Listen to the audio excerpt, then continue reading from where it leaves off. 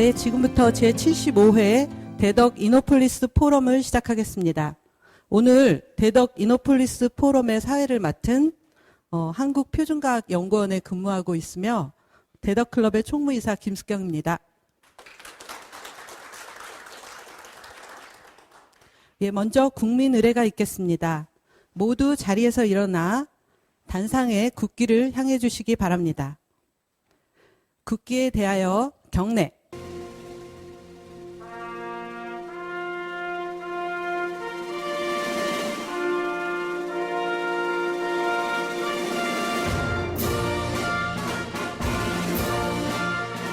나는 자랑스러운 태극기 앞에 자유롭고 정의로운 대한민국의 무궁한 영광을 위하여 충성을 다할 것을 굳게 다짐합니다.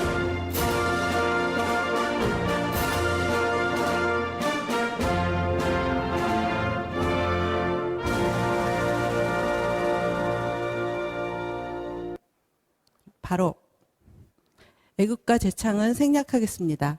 모두 자리에 앉아주시기 바랍니다. 대덕클럽은 지난 1995년 설립된 대덕연구단지를 주축으로 우리나라 과학기술의 발전 방향과 미래지향적인 과학정책을 제시해왔습니다. 내년에 30주년을 앞두고 있는 대덕연구단지의 주요 단체라고 할 수 있습니다. 2007년부터는 연구개발특구진흥재단의 지원으로 대덕 이노폴리스 포럼을 진행해 오고 있으며 오늘 제75회를 맞이하였습니다. 그 포럼을 지원해 주시는 과학기술정보통신부와 연구개발특구진흥재단 관계자 여러분들께 감사를 드립니다. 오늘은 우리 대한민국의 미래를 아주 결정할 중요한 포럼이 준비되었습니다. 김태유 서울대학교 명예교수님을 모시고 0.65 저출산 정책의 역설이라는 주제, 그리고 부제로는 누가 MZ 청년들의 비명을 귀담아 들었는가, 이런 제목의 매우 중요한 주제로 진행될 예정입니다. 저희 13대 이대성 신임 대덕클럽 회장님이 정말 심혈을 기울여서 초청하신 대한민국 최고의 지성이시며 강연가로 저명하신 김태유 교수님을 연사로 모시게 되었습니다. 그래서 오늘 여기 이 자리에 대덕연구단지의 여러 단체장님들, 기관장님, 전임 기관장님들, 많은 그 선배 후배님들이 참석해 주셨습니다. 오늘 그 주제와 초청 연사의 비중을 말해주고 있는 것 같습니다. 그만큼 어느 때보다 심도 있는 논의와 소통을 저희가 이끌어내서 저출산이 위기가 되는 우리 대한민국이 어떻게 하면 지속 가능한 그런 발전을 이룰 수 있는지에 대한 방안을 고민하는 귀중한 시간이 되기를 바랍니다. 강연에 앞서서 대덕클럽 13대 회장님이신 이대성 회장님을 모셔서 인사 말씀을 듣도록 하겠습니다. 박수로 환영해 주시기 바랍니다.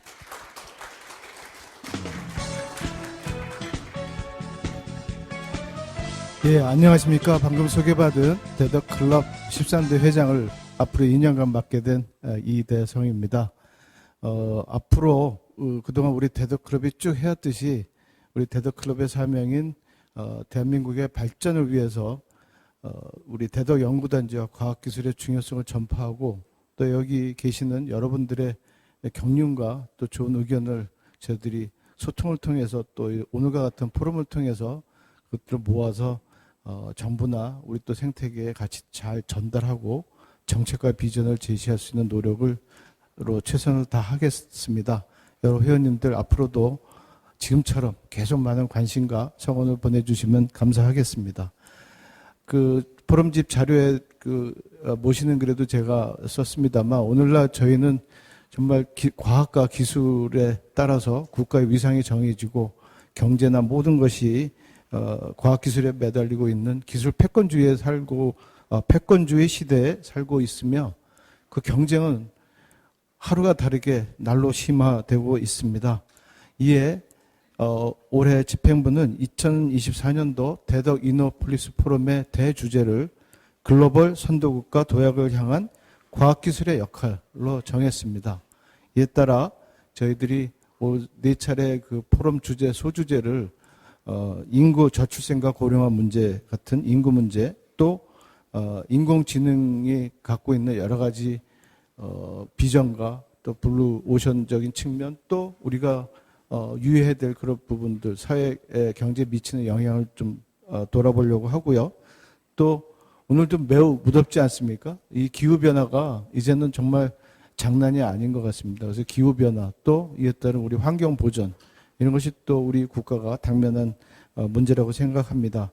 또 마지막으로 에너지 문제, 그래서 다음 포럼은 에너지 문제로 저희들이 여러분들을 모시고 이와 같은 그 내셔널 아젠다를 중심으로 현안에 대해서 저희들이 같이 고민하고 토론을 통해서 과학기술 및 대도특구 역할에 대해서 포럼을 개최하고 전문가들의 심도 깊은 토론을 통해서 정책 대안을 제시하고자 합니다. 오늘은 방금 사회자께서 말씀하신 바와 같이 2024년도 첫 번째 포럼으로서 인구 문제에 대해서 김태우 명예교수님을 모시고 명강의를 들고자 합니다. 돌이켜보면 불과 오래되지 않았습니다만 제가 좀 젊었을 때, 그때는 남자 여자 가리지 말고 하나만 낳자, 하나만 낳아서 잘 키우자, 이런 슬로건으로 정부가 저희들을 많이 독려를 했고, 또 심지어는 남자 불임 시술도 공짜로 무료로 정부가 해줬습니다. 근데 불과 반세기도 지나지 않아서 지금은 오히려 낮은 출생률을 걱정하고 인구 노령화 문제라든지 굉장히 심각하게 저희들이 국가 위기로까지 대두되고 있습니다. 또 이를 위해서 사실 정부는 굉장히 많은 투자를 정권을 가리지 않고 지금까지 해오고 있습니다. 몇백조라는 예산을 투입한 것 같은데 사실 그 효과는 아직까지도 저희들이 눈에 크게 보일 수가 없습니다. 심지어 외국 언론에는 최근에 작년인가요? 대한민국 소멸론이라는 그런 얘기까지도 나왔고, 중세 유럽의 흑사병으로 인한 인구 감소보다도 대한민국의 인구 감소가 더 심각하다, 이런 말까지 나오고 있습니다. 또 최근에 정부는 출산 대응 기획부 신설까지 고려한다고 합니다. 그래서 이러한 국가적인 위기 상황인데 저는 이것이 그냥 위기로만 끝이고 저희들이 거기에 전전긍긍하는 것보다는 어떤 기회로 삼아서 저희들이 반전하고 그걸 위한 노력을 기울여야 된다고 생각하고요.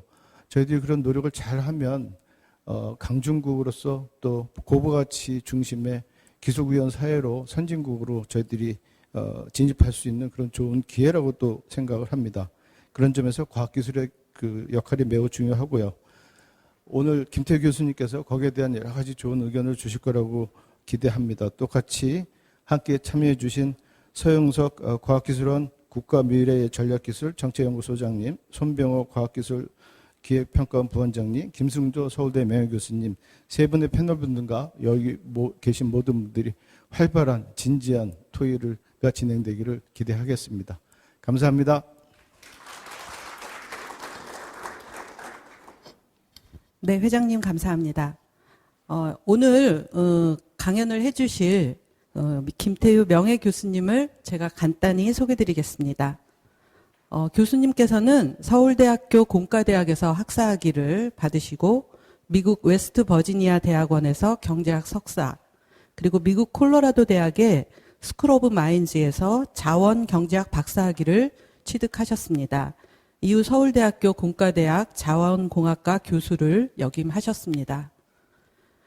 교수님은 한국공학한림원, 한국과학기술한림원 정회원이시며 대통령 정보과학기술보좌관, 외교통상부 에너지자원 직명대사 등을 비롯해서 정말 수많은 국가위원회에서 위원장과 의장, 이런 역할을 해주셨습니다.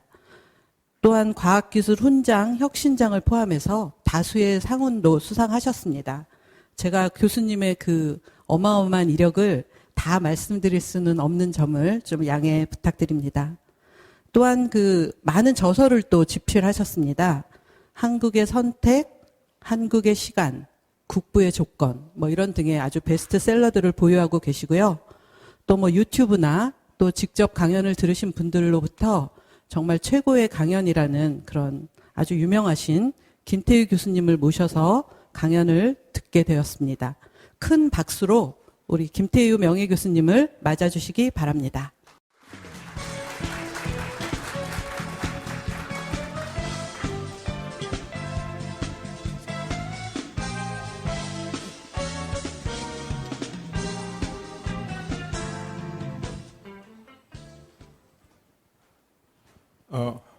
감사합니다.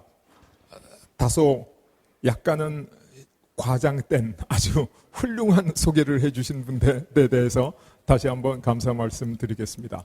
오늘 저한테 주어진 시간이 제한되어 있기 때문에 서로는 가능한 한 줄이고 본론으로 들어갈까 생각하는데 제가 지금부터 이 저출산 대책에 대해서 말씀드리도록 하겠습니다. 여러분, 0.65 지난해 4분기 대한민국의 출산율입니다. 우리나라는 출산율이 OECD 국가 중에서 제일 낮고 평균의 반도 안 될 정도로 독보적으로 낮습니다. 거기 고령화 속도는 가장 빨라서 대한민국의 노인들 빈곤율, 자살률 세계에서 제일 높습니다. 이 외국의 석학이라고 얘기하는 인구학자 뭐라고 얘기를 했냐면 한국은 세계에서 최초로 사라질 국가다. 그리고 유럽 IMF하고 유럽 중앙은행 총재를 역임한 라가르드는 한국은 집단 자살 사회다. 그리고 캘리포니아 대학 조앤 윌리엄스 교수는 한국 완전히 망했네요. 그리고 대한민국이 녹아내리는 그림이 뜨기 시작했습니다. 저는 저걸 보고 국기모독이라고 굉장히 화가 났는데 다시 보니까 감사해야 된다. 우리의 현실을 우리가 모르는데 가르쳐주는 사람이 있구나. 뉴욕타임즈에서는 유럽 사회를 완전히 붕괴시킨 흑사병 이상의 치명적인 문제다. 이렇게까지 이야기를 했죠. 여러분, 대한민국에 이보다 더 중요한 일이 있습니까? 없습니다. 과거에 우리가 이보다 더 심각하고 중요한 문제가 있었냐? 우리 역사상 단 한 번도 없었습니다. 잃어버린 소멸된 나라는 되찾을 수도 없기 때문입니다. 앞으로 대한민국 미래에 이보다 더 중요한 일이 있을 거냐? 없습니다. 이 문제 해결하지 않으면 아무것도 없는 겁니다. 대한민국이 존재하지도 않는 거예요. 그런데 이 중요성을 대한민국을 이끌어가는 사람들이 모르고 있다는 사실이 너무너무 가슴 아픈 일입니다. 그래서 이게 우리 현실입니다. 자, 대한민국은 넉넉히 있었냐? 그렇지 않습니다. 저출산 고령사회 기본개혁을 만들어서 380조 5천억 원이라는 돈을 때려 넣었는데 어떻게 됐냐? 출산율은 계속 떨어지고 있습니다. 여러분, 물론 경제적 지원을 해서 출산율을 살려야 된다라는 당위성에 대해서는 동의하지만은 연차적으로 국민의 혈세를 투입하는 걸 보세요. 국민의 혈세가 기하급수적으로 많이 투입되고 있는데 출산율은 속절없이 떨어져서 작년에 0.65, 4분기에 0.65를 기록할 정도로 떨어졌다. 인구 문제를 해결하려면 문명사적인 관점에서 바로 이것을 조망해 봐야 된다. 그래서 제가 저출산에 대한 문명사적인 설명부터 시작해 볼까 합니다. 여러분, 왼쪽에 있는 농업사회의 인구 피라미드가 삼각형으로 되어 있죠? 인구 피라미드. 왜 삼각형이냐? 농업사회에서는 영유아 사망률이 50%가 넘었어요. 나면 반 이상 다 죽어요. 그래서 한돌 지나기 전까지는 이름도 안 지었어요. 평균 수명은 30대 중반밖에 안 돼. 그래서 농업사회가 유지되기 위해서는 필요 이상으로 아이를 많이 낳는 쪽으로 인류가 진화를 해왔습니다. 그런데 산업혁명이 일어나고 나니까 질병이 퇴지돼서 유아 사망률이 거의 제로에 수렴하도록 떨어졌어요. 평균 수명은 2배 이상 늘어났어요. 그러니까 어떻게 되죠? 많이 낳는데 다 사니까 인구 폭탄이 터졌죠. 인구가 너무 많아져가지고 살기가 어려워지니까 인류가 산업사회에서 또다시 출산율을 줄이는 쪽으로 진화를 하기 시작해서 출산율이 줄어드니까 인구 피라미드가 역삼각형이 된 겁니다. 지금 연세 많으신 분들, 그 많은 인구 돌아가시고 나면 적게 낳은 아이들이 아주 건강하게, 쾌적하게 잘 살 수 있는 세상이 온다. 문제는 언제냐? 지금이다. 지금 왜 문제냐? 여러분 보시다시피 수천 년 동안 세계 인구는 변하지 않았어요. 거의 똑같았어요. 그런데 산업혁명을 기점으로 해서 인구가 폭발적으로 늘어나기 시작했던 겁니다. 이렇게 많은 폭발적인 인구, 이거 걱정해야 되죠? 문제가 있습니다. 왜? 식량이 부족해지고 자원이 고갈되고 환경이 파괴되고 기후가 파괴되고. 여러분 너무 잘 아시잖아요. 저 모든 문제 하나하나의 원인이 지구상의 인구가 너무 많아서 그렇습니다. 산업혁명이 일어날 당시에 세계 인구가 약 7억 명 정도로 추산하고 있는데 지금 얼마죠? 80억 명을 넘었습니다. 이 문제를 제일 먼저 제기한 사람, 로마 클럽에서 성장의 한계라는 보고서가 나왔어요. 바로 이 많은 인구가 자원과 식량과 이걸 전부 다 고갈시켜가지고 지구가 망한다. 이런 이야기거든요. 저 책이 발간되던 1972년 세계 인구가 몇 명이었냐? 38억 명이었습니다. 지금 얼마죠? 2배가 훨씬 넘는 인구가 도달됐어요. 이 많은 인구, 80억 이상의 인구를 우리의 현재 생활 태도를 유지하고 우리의 욕구를 만족시키면서 지구가 지속 가능한가? 절대로 그렇지 않습니다. 이게 문제라는 거죠. 그런데 우리가 이 동물 실험에서도 나타났는데 일정한 서식지에 쥐라든가 새라든가 이런 동물을 집어넣어 놓으면 개체수가 늘어나다가 경쟁이 치열해지고 다툼이 생기면 자체적으로 출산율을 줄여요. 이게 다 증명이 됐어요. 수없이 많은 연구에서. 인간은 어떠냐? 인류학자들이 연구해 본 바에 의하면 아주 고립된 생태계 안에서 사람들도 똑같은 행태를 유지해 왔다. 이게 다 증명이 됐어요. 그래서 지금 세계 출산율이 급격히 줄어들고 있습니다. 출산율이 줄어들고 있어요. 이 시작은 어떻게 됐냐? 양성평등에 의해서 여성의 교육 기회가 생기고 사회 참여 기회가 생기고 그러니까 결혼 연령이 늦어지고 출산 연령이 늦어지고 이거 다 사실입니다.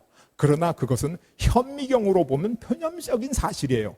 이 근본적인 사실은 뭐냐 하면 인류가 지속 가능하게 이 번영해 나가기 위해서 지속 가능한 세상을 만들기 위해서 출산율을 줄였다. 그 일환으로 그런 작은 사건들이 있었다. 이렇게 보시면 됩니다. 그래서 인류 문명의 지속 가능성을 보여주는 희망이다.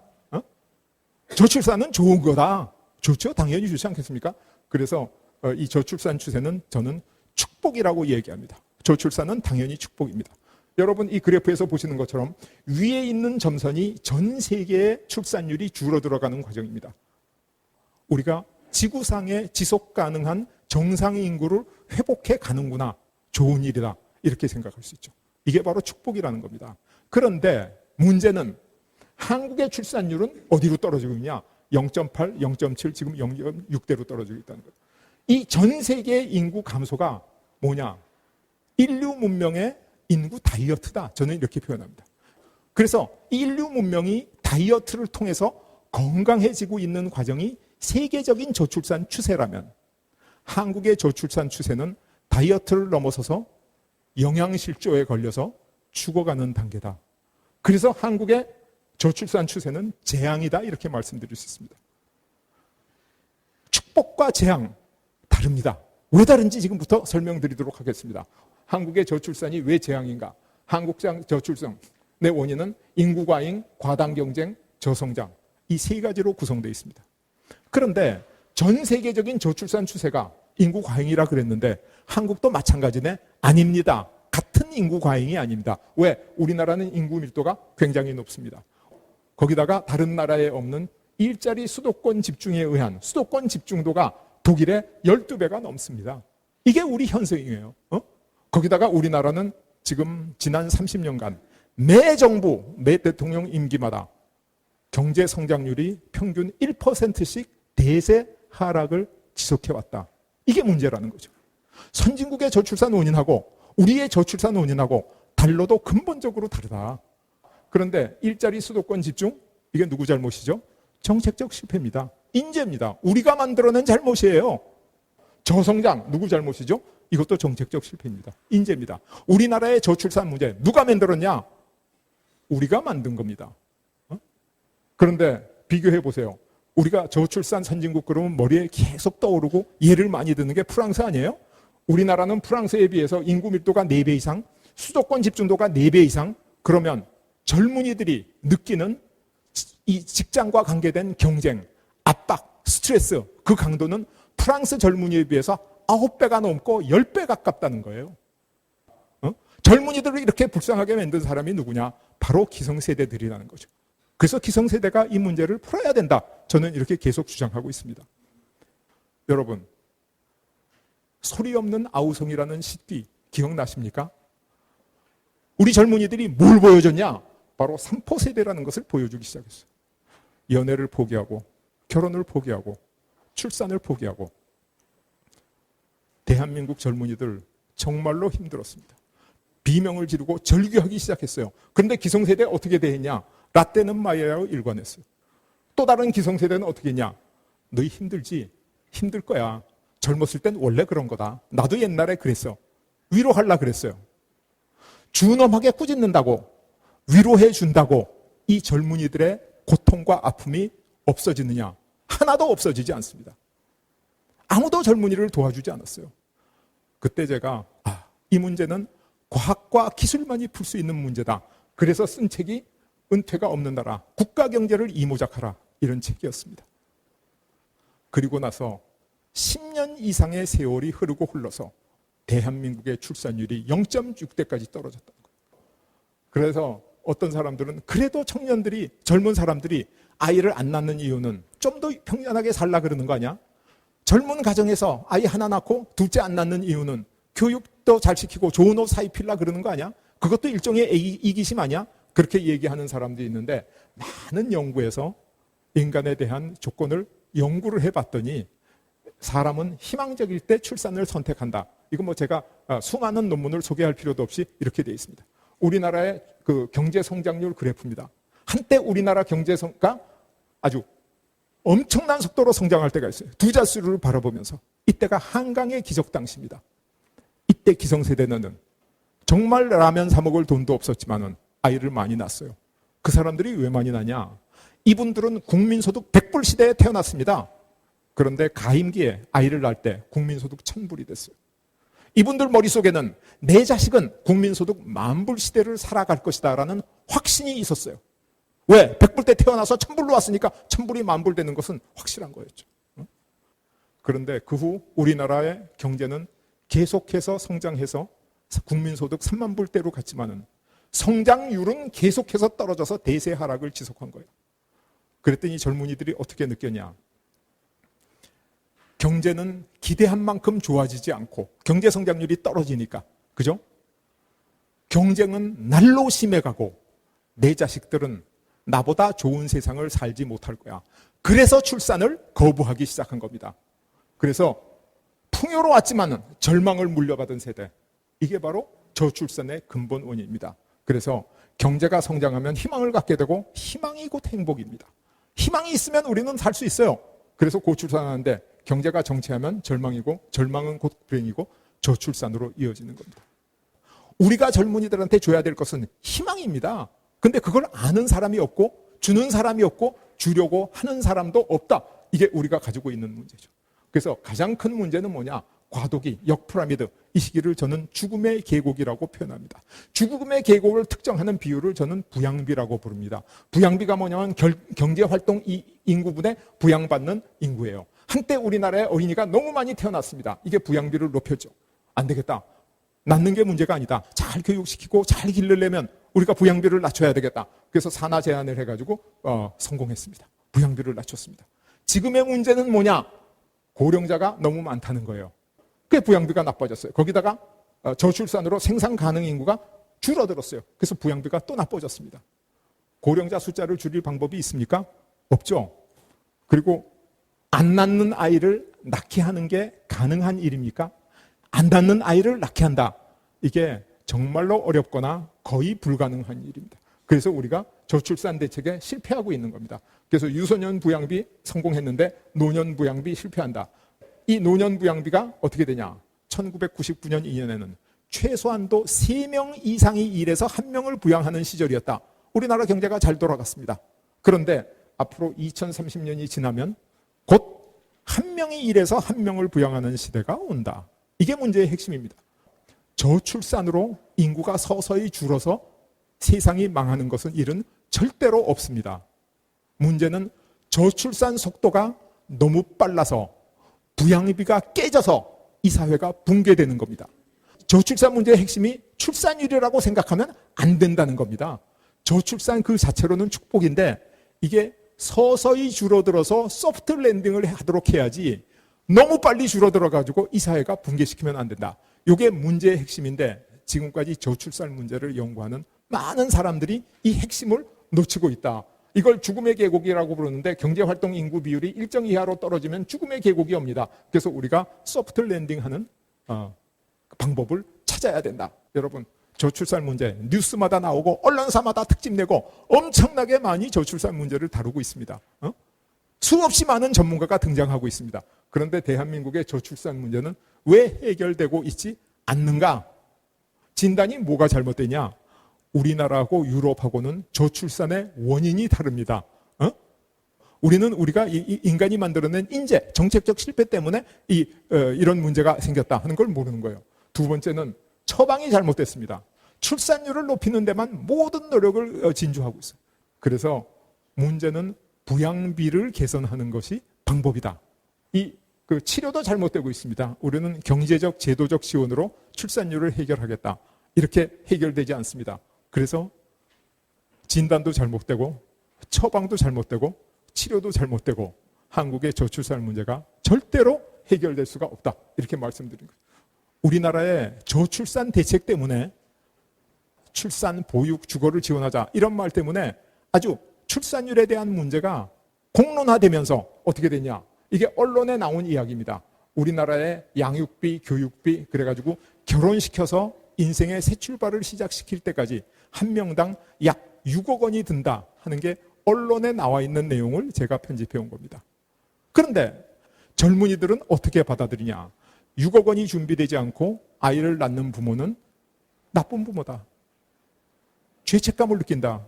그래서 이러한 공론화가 젊은 예비 부모의 죄책감을 자극해서 저출산을 더 심화시킨다.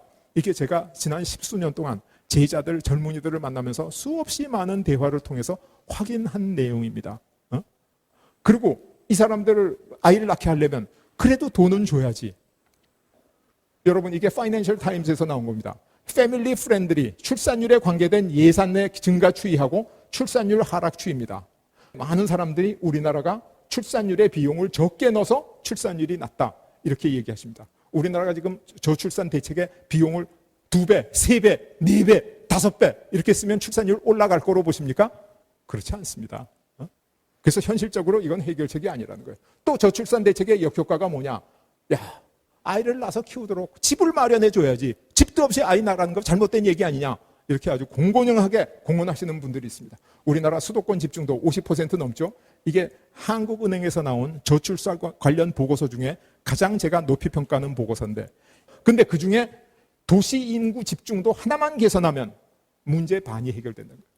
도시 인구 집중도를 낮추면 이 출산율 문제 반은 해결해낼 수 있다. 그런데 지금 젊은이들한테 집을 자꾸 공급하고 있어요. 그럼 어떻게 되죠? 우리나라의 주택 보급률이 몇 프로입니까? 100%를 훨씬 넘었습니다. 우리나라의 집이 부족한 유일한 지역은 수도권인데 젊은이들이 수도권으로 몰려오는데 지금 얘네들한테 집을 공급해?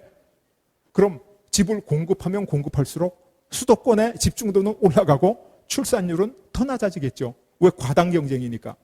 뿐만 아니라 수도권에 그럼 교통 인프라는 어떻게 깔아줄 거야?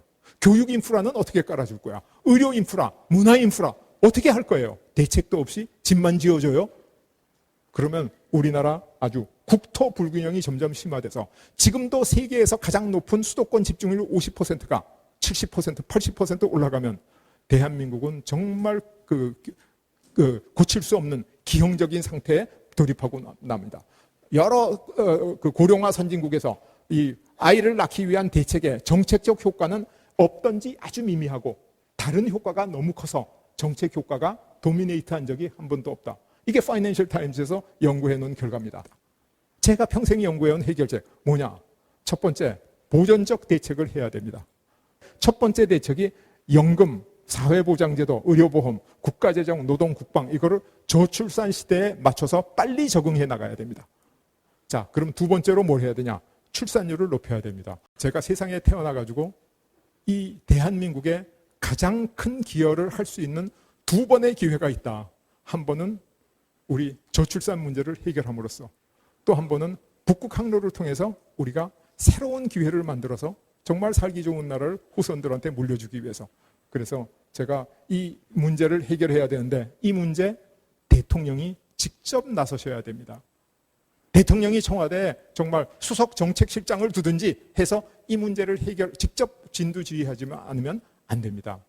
이 문제는 현재 우리 대한민국의 가장 중요한 문제입니다. 이 문제에 비슷한 중요한 문제조차도 없을 정도로 심각하고 중요한 거고, 한민족의 역사상 이보다 큰 위기가 없었다. 저는 이렇게 단언합니다.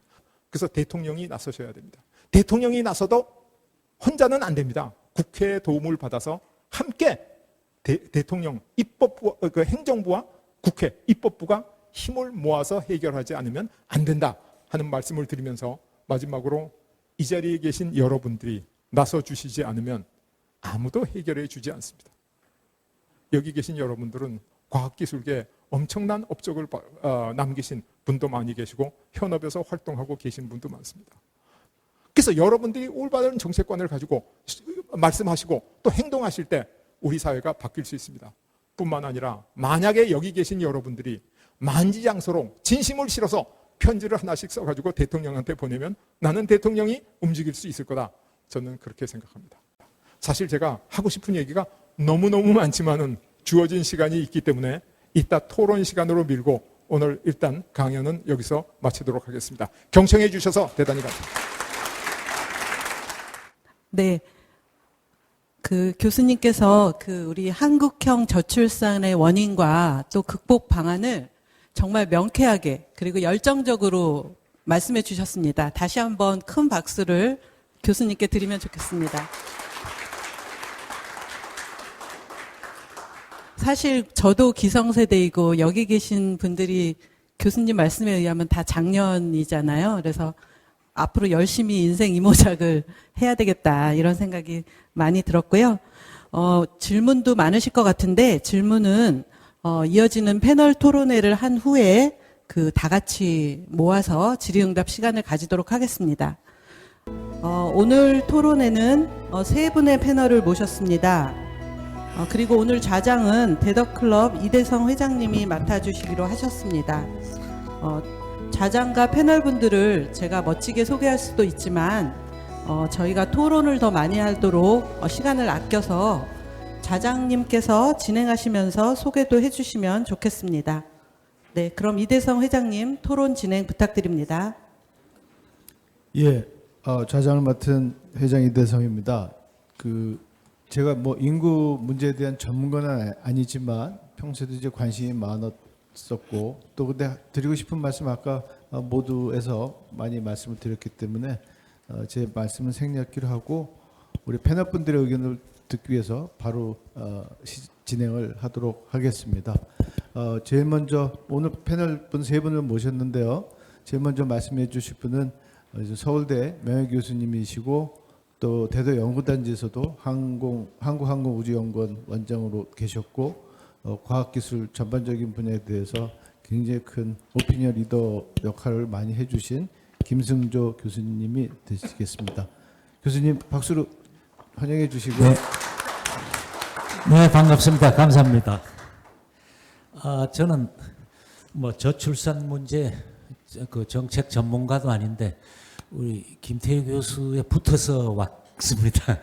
그래서 붙어서 오는 김에 토론을 한마디 하라고 해서 뭐 여기 앉았습니다. 뭐 사실 그 김태희 교수가 얘기하신 대로 저출산 같이 정말로 이 엄청난 재앙이 뭐 있겠습니까? 그래서 뭐 저는 국민으로서 그냥 걱정스러워서 여기저기서 뭐 들은 정보를 좀 말씀을 드리고 하겠습니다. 지금 가만히 보면 저출산 이게 이제 우리하고 비슷하다고 볼 수 있지 않나 싶은 게 일본 같은데요. 일본도 아마 여러 대책을 내놓고 했는데도 우리보다 뭐 앞서서 이제 더 어려워지고 지금 우리가 더 심각하다는 얘기도 있습니다만 그런데 뭐 여러 가지 대책을 내놨었지만 뭐 우리 김 교수님 얘기한 대로 일본도 동경 지역에 밀집도가 엄청나지 않습니까? 뭐 그런 문제인지 모르겠지만 그래서 일본에서 이제 자료를 여기저기 찾아보니까 그 고령화 사회, 그러니까 저출산을 통해서 고령화 사회가 된 거 아닙니까? 저출산이 큰 영향이 조금 오래 산 것도 있지만 한 2년 전에 일본에서 영화로 나온 것이 있는데 플랜 75라는 게 나왔답니다. 근데 그게 제가 아직 보지 못했는데 대강 내용을 보니까 그 여자 감독인 지에 하야카와라는 76년생 여성 감독인데요. 그 내용은 일본 정부에서 이제 저출산 고령화에 못 이겨서 나이가 75세가 되면 그냥 죽을래 안 죽을래를 결정하게끔 법을 만들었어요. 그래서 나 이제 그만 살고 후세를 위해서 죽겠다. 그래서 젊은 사람들은 부담 안 주고 죽겠다고 하면 서서히 자연스럽게 죽을 수 있게 해주는 이런 법을 만들었답니다. 그런데 이 영화가 나오고 나서 이제 주는 충격도 크지 않습니까? 나이 든 사람도 갑자기 죽을래 말래 결정하라 그러면 상당히 고민 아닙니까? 그래서 일본 내에서 상당한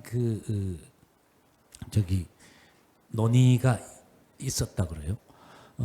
그런데 뭐 그 효과가 어땠는지는 잘 모르겠습니다. 그 다음에는 최근에 또 일본 오사카부 지사하는 아주 젊은 친구 있잖아요. 요시모라 히로부미라는 친구가 지난달에 뭐라고 했느냐면 저출산 이거 막을 수 있으면 저출산을 막고 애를 낳고 싶은 동기부여도 하면서 궁극적으로 고령화도 막을 수 있는 아주 좋은 방법이 아이가 태어나자마자 선거권을 주자는 겁니다. 애가 태어나자마자 선거권을 주고 보호자가 투표권을 행사하는 거죠.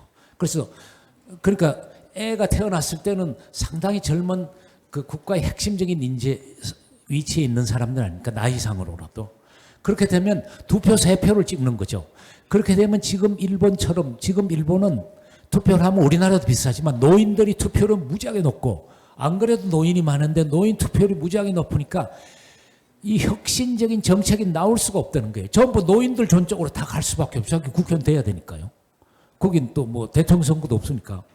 그래서 글안을 내놓고 뭐 얘기를 하는데 이 아이디어는 처음은 아니랍니다. 유럽에서인가도 뭐 좀 나온 정책인데 제가 보기에 상당히 이런 중요한 문제 기발한 게 나와서 되는지 모르겠는데 하여간 좋은 생각일 수도 있다고 봐요. 그렇게 되면 부모는 보호자는 자기 애의 장래를 생각해 가지고 여러 가지 투표를 할 거고 한 번에 2표, 3표 찍으면 그 영향력을 무시할 수 없으니까 그래서 또 투표율도 올라갈 거고 뭐 그런 얘기를 하고 있다고 합니다. 우리 김태욱 교수께서 이제 이모작 사회에 대해서 뭐 얘기를 많이 했고 사실 저는 김태욱 교수가 친한 친구이기 때문에 이모작 얘기를 좀 딴 사람보다 먼저 들어서 저 친구 좀 빨리 얘기해서 나도 이모작 혜택을 좀 보면 좋겠다 했는데 이미 제가 혜택을 보긴 늦었고 저는 플랜 75에 해당이 되는 나이가 돼가지고 뭐 도저히 대책이 좀 없습니다. 그런데 이제 제가 이 이모작 활동이 굉장히 활발해지면 사실 이모작을 하려면 그 이모작을 할 수 있는 그 전문적인 능력, 자기 분야에 계속 있을 수도 있겠지만 전문적인 능력도 있어야 되지 않겠습니까?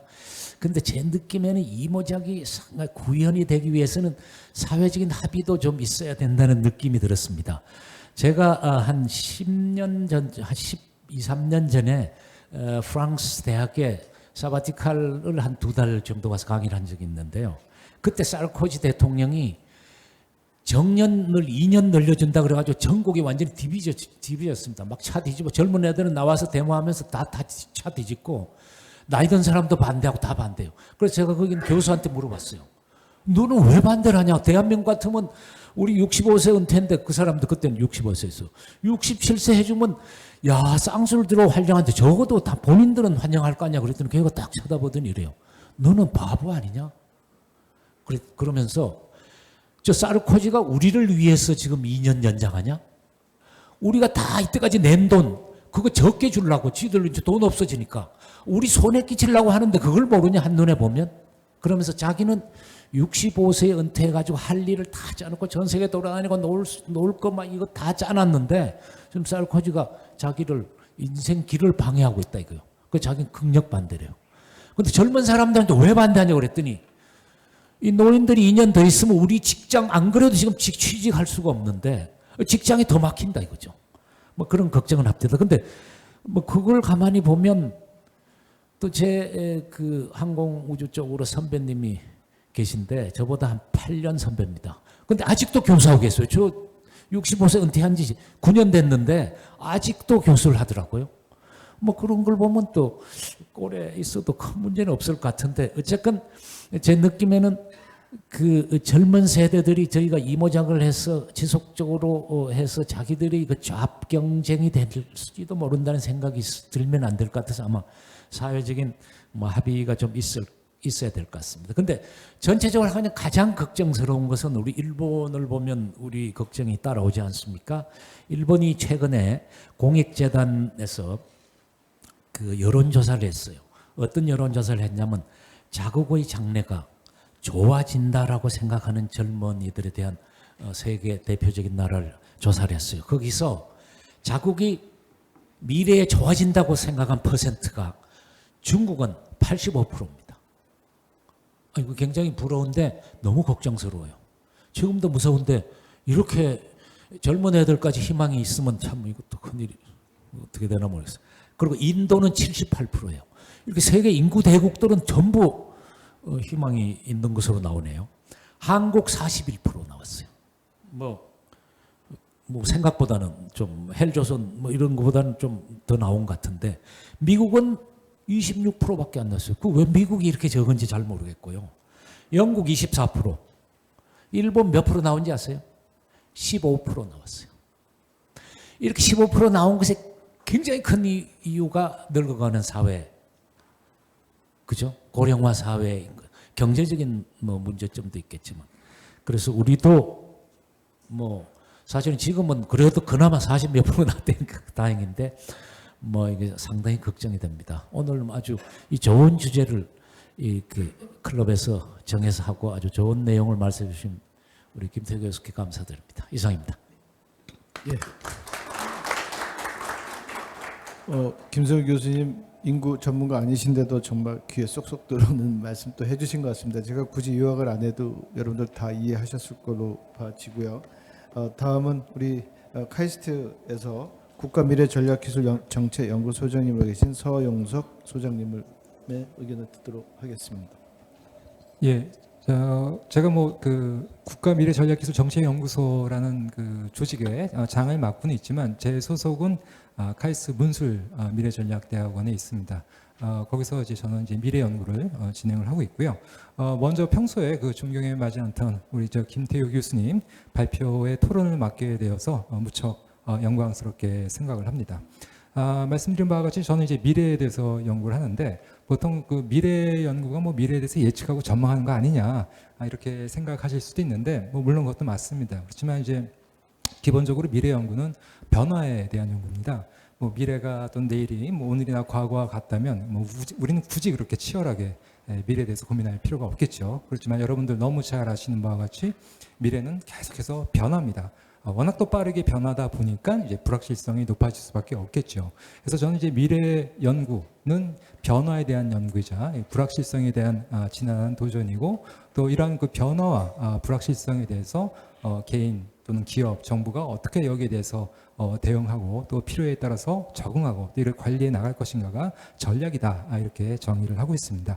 제가 미래 연구는 이제 변화에 대한 연구라고 말씀드렸는데 저희 대학원에서는 이제 그 미래를 그 변화시키는 그 구조적 3대 구조적 동인에 집중을 하고 있습니다. 그 첫 번째가 이제 그 과학기술의 진보함에 따라 들을 많이 하고 있는 건 사실이지만 이게 과연 그분들의 수요와 정부가 제공해주는 프로그램이 잘 맞는지 이런 걸 한번 면밀히 체크해서 좀 수요에 맞는 그런 고경력 과학기술의 활용 지원 프로그램이 좀 확대됐으면 좋겠다.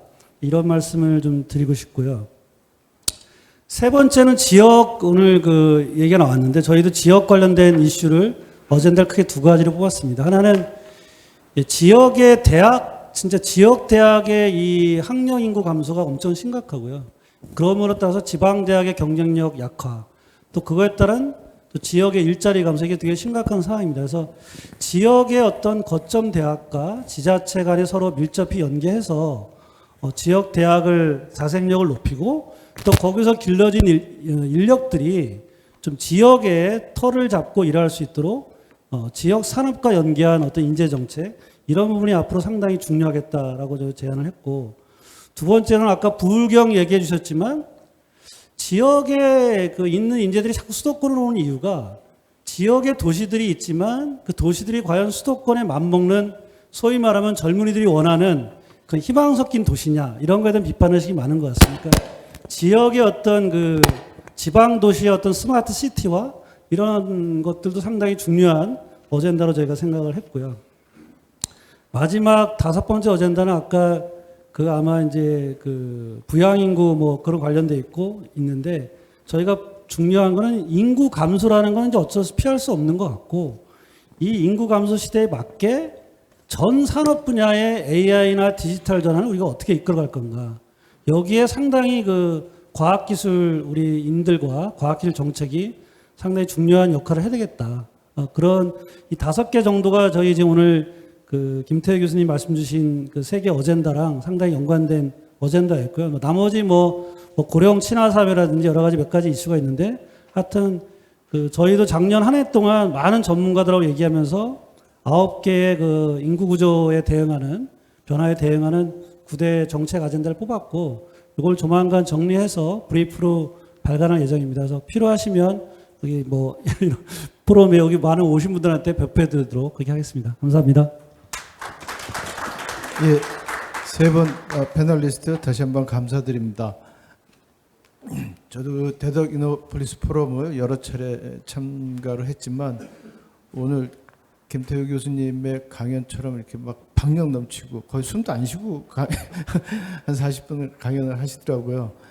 정말 눈과 귀에 쏙쏙 들어오는 그런 명강의 해주셔서 너무 감사드리고 또 영광이었습니다. 또 3분 패널리스트 인구 문제에 대해서 다양한 의견 주셔서 너무 감사드립니다. 어떻게 보면 여기 계신 지금 플로에 계신 분들도 부양비가 되게 높은 연령층이 주로 자리 잡고 있습니다. 저희 집도 인구 문제가 심각합니다. 저는 25살에 결혼을 했는데 제 큰아들은 지금 40인데 아직도 장가를 못 가서 인구 그 낮은 출산율에 적극적으로 기여를 하고 있어서 정말 대책이 심각하게 필요한 그런 상황입니다.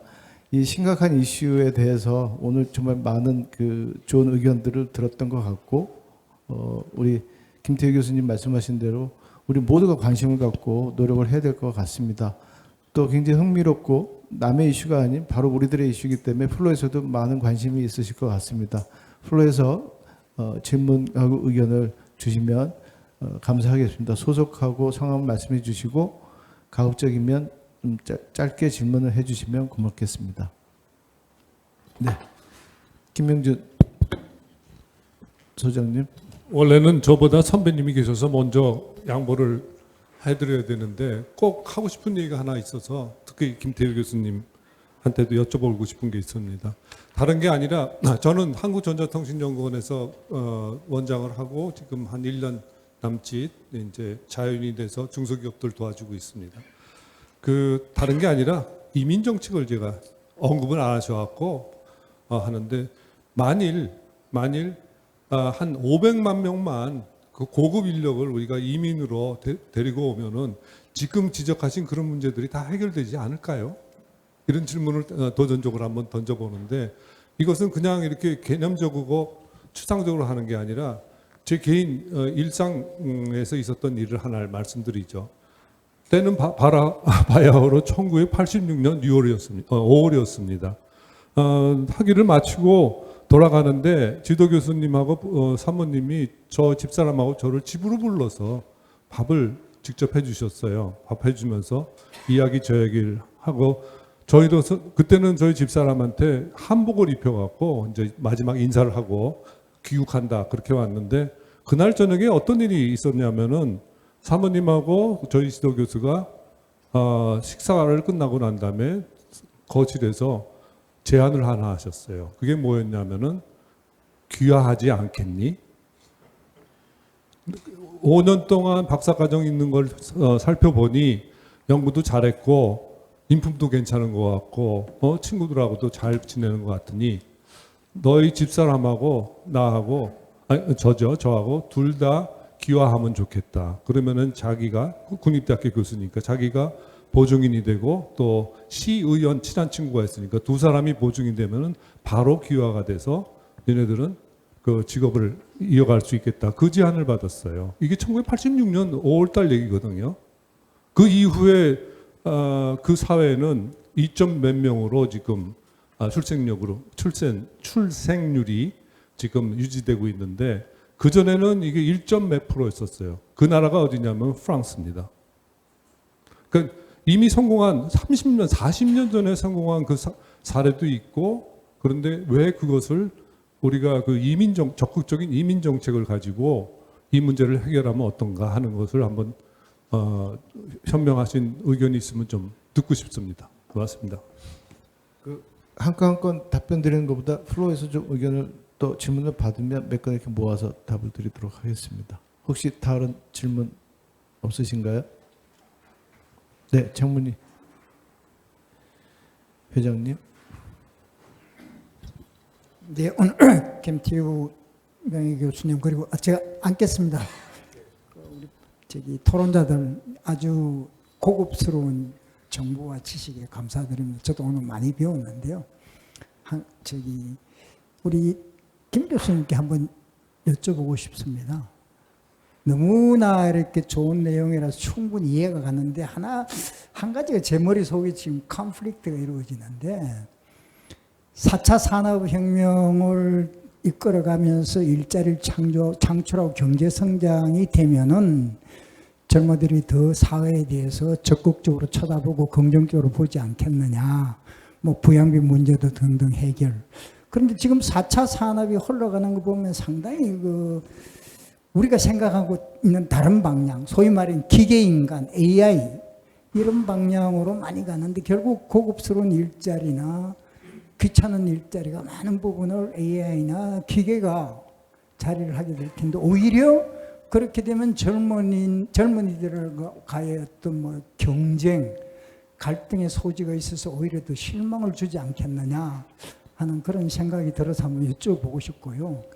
인생의 이모작은 저는 뭐 동의합니다. 저 여기 계시는 분들 중에 이미 직장에서 퇴직하신 분들은 대부분 제가 뭐 그게 큰 규모든 작은 규모든 이모작을 하고 있다고 보는데요.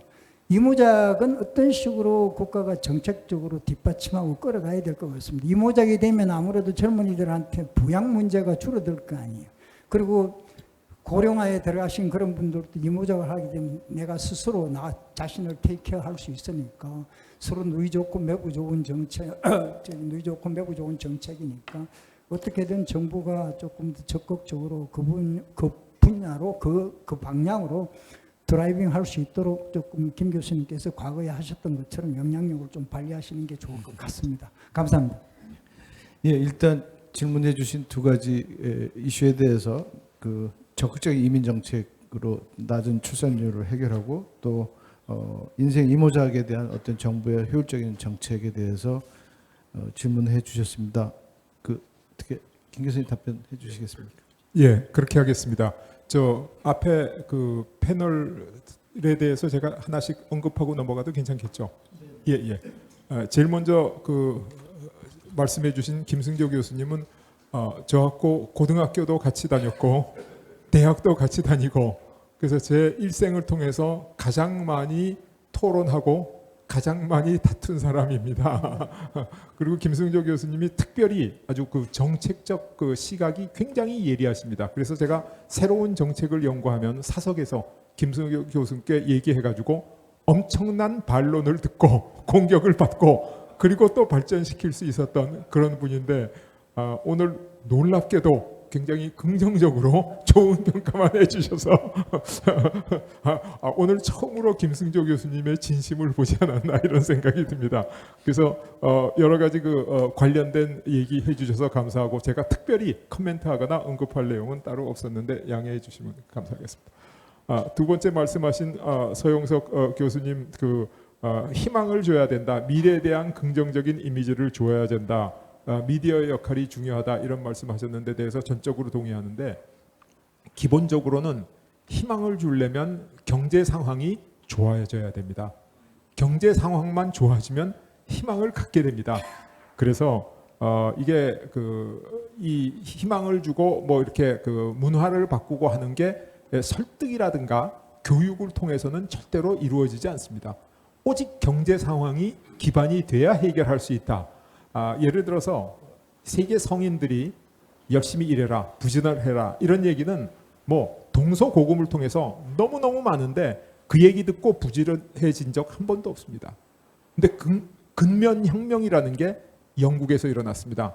영국 사람들은 정말 게으르고 무식하기로 유럽에서 소문난 사람이어서 옛날에 로마의 영웅 시저가 브리타니카 원정기에서 브리타니카 영국 정벌에서 돌아오면서 야, 이 영국 족속들은 이건 야사에 나온 얘기입니다만은 너무 더럽고 게으르고 무식하니까 잡아가도 노예로서 쓸만한 가치가 없다라는 얘기를 했다 그러는데 그 영국 사람이 왜 그렇게 부지런해졌냐?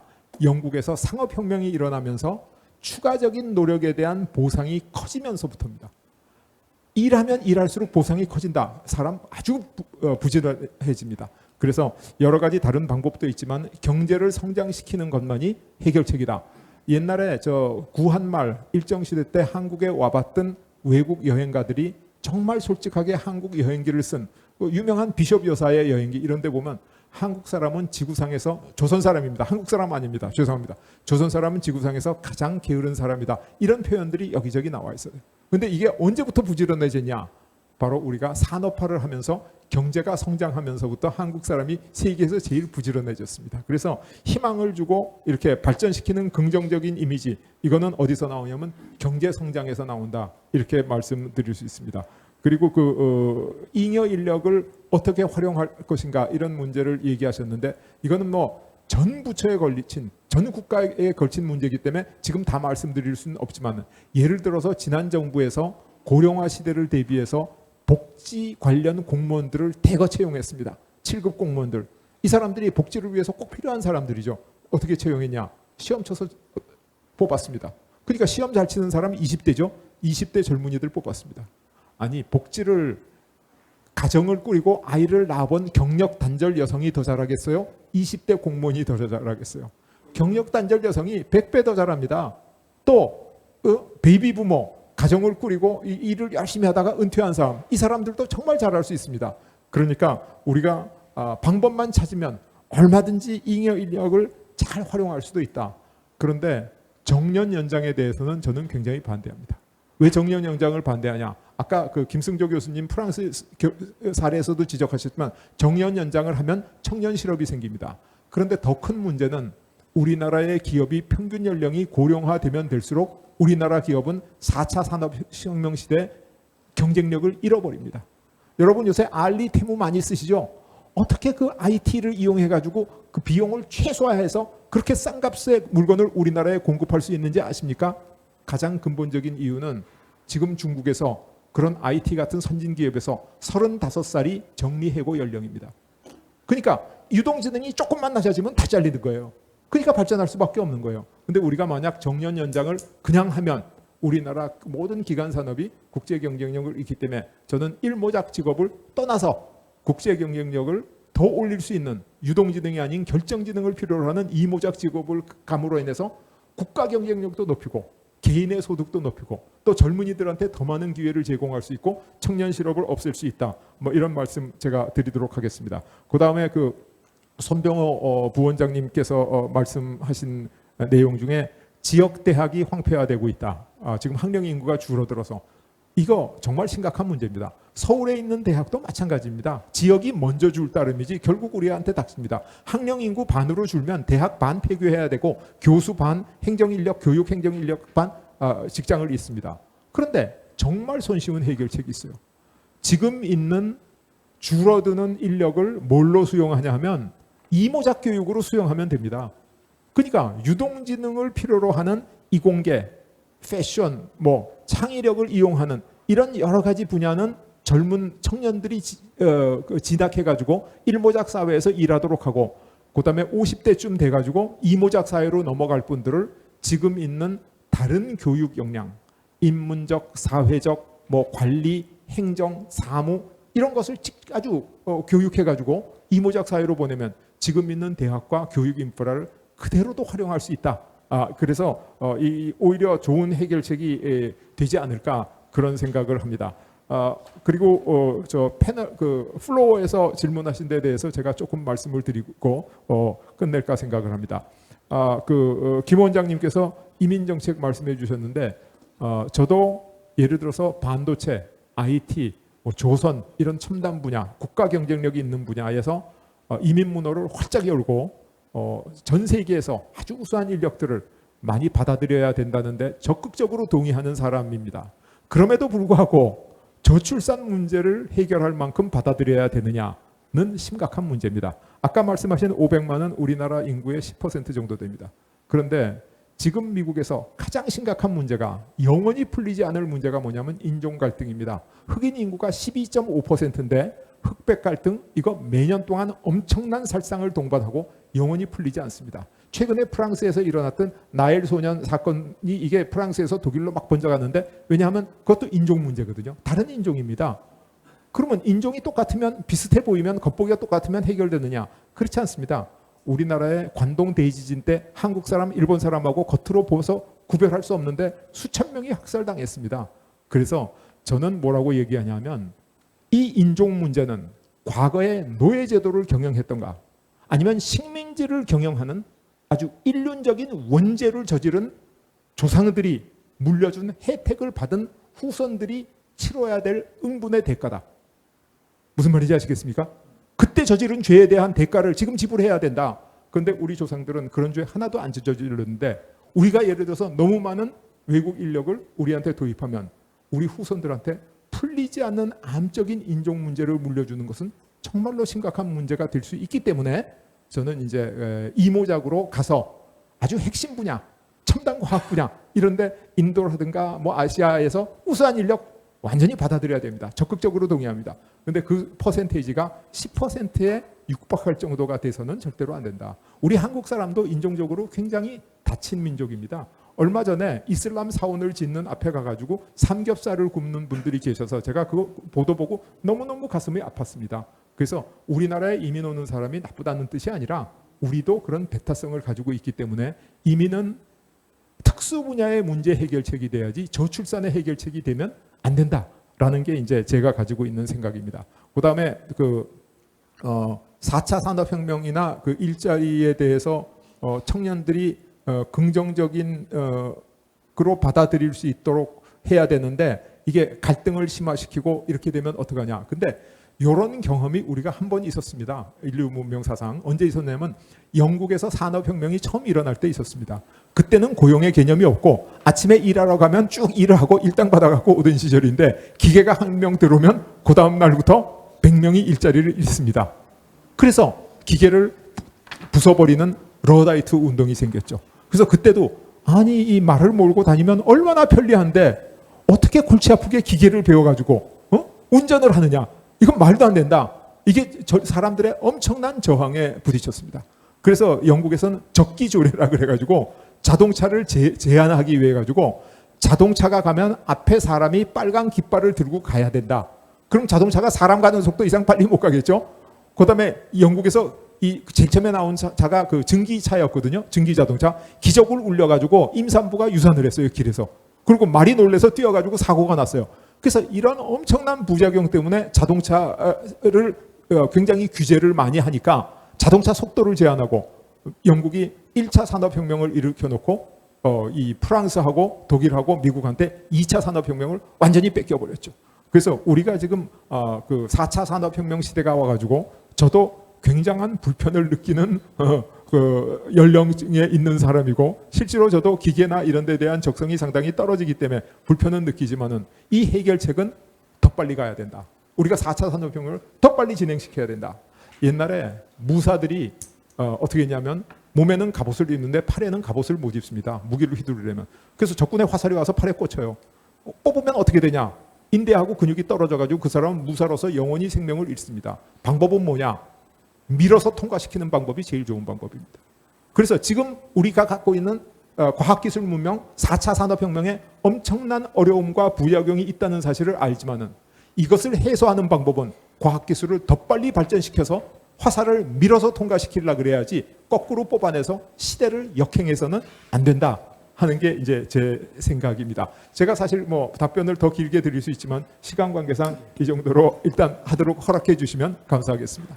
혹시 플로이 마지막으로 한 질문 예. 하나만 받겠습니다. 마지막으로 시간 다 됐는데 궁금한 게 있어서 예, 예. 여쭤보려고 합니다. 예. 김태희 교수님 명강의 아주 잘 들었고 어디서 들을 수 없는 훌륭한 강의를 들었습니다. 이렇게 훌륭한 강의를 듣고 나면 희망이 생기고 마음이 시원해야 되는데 마음이 답답하네요. 그래서 대한민국이 이게 소멸할 수도 있는 이런 위험한 심각한 상황에 있어서 교수님께서 그 문제점을 다 파악을 하시고 극복할 수 있는 방안까지도 이렇게 지시를 해 주셨는데 실제 이 문제를 해결할 수 있는 거는 보면은 어떻게 보면 실행에 옮길 수 있는 사람들이 이런 문제를 듣고 해결하는 게 제일 중요하다고 생각하거든요. 그러면 정부에 있는 사람, 정책 입안하는 사람, 그다음에 전문가라는 사람들, 국회에서 입법하는 사람들, 이 사람들이 앞장서서 이걸 해결해야 되는데 김 교수님이 그동안에 뭐 강의도 많이 하셨을 거고 책도 내셨으니까 그렇게 그분들한테 많이 건의도 하셨을 텐데 제가 궁금한 건 그거예요. 저는 김 교수님이 말씀하신 방안에 대해서 전적으로 공감을 하는데 그런 사람들의 반응은 어떻게 보이고 있고 어느 정도 지금 반영이 되고 있고 지금 말씀하신 게 안 되는 이유가 뭐고 뭐가 문제인지 그럼 어떻게 해야 되는지 저는 공감을 하지만 왜 안 될까? 이게 제가 지금 퀘션이 생겼습니다. 그래서 그거에 대해서 좀 궁금해서 말씀. 굉장히 네. 중요하고 그 질문이신데 저희가 시간 관계상 좀 간단하게 예, 그렇습니다. 네, 답변해 예, 예. 주셨으면 감사합니다. 너무 어려운 질문이고 사실은 저는 책을 쓰고 강연하고 얘기를 하지만은 받아들이는 분이 왜 못 받아들이는지에 대해서는 제가 답변드리기가 사실 좀 어려운 측면이 있습니다. 그래서 그런 부분은 양해해 주셨으면 좋겠는데 가장 기본적인 거 하나를 말씀드리면 우리 사회에 국가가 발전하는 원리에 대한 어떤 공감대가 형성되어 있지 않습니다. 국가가 어떻게 해야 발전하는 거냐? 국가 발전이 뭐냐? 여기에 대한 공감대가 형성돼야 되거든요.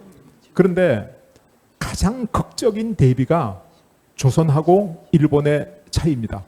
일본은 산업혁명의 진앙지인 유럽의 지구 반대편에서 유색인종으로서 그 당시만 해도 백인들은 우수인종, 황인종은 열등인종이라고 생각하던 시절에 산업혁명을 빨리 받아들여가지고 선진 열강하고 어깨를 나란히 겨루는 대단한 강대국이 된 적이 있지 않습니까?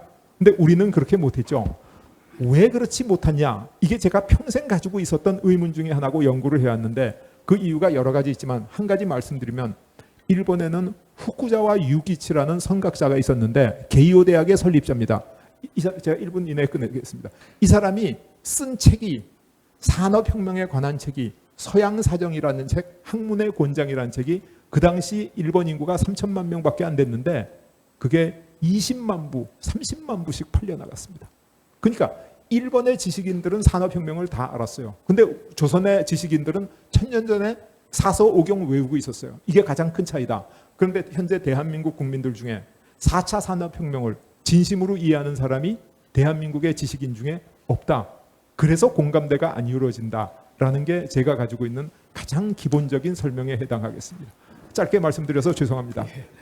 오늘 뭐 너무 재밌는 강연이고 또 질문도 좋았는데 몇 시간을 더 드려도 저희 지루하지 않고 정말 김 교수님의 그다음에 경륜이나 그 고견을 저희들이 같이 공유할 수 있을 것 같은데 시간이 한정되어 있는 게 참으로 원망스럽습니다.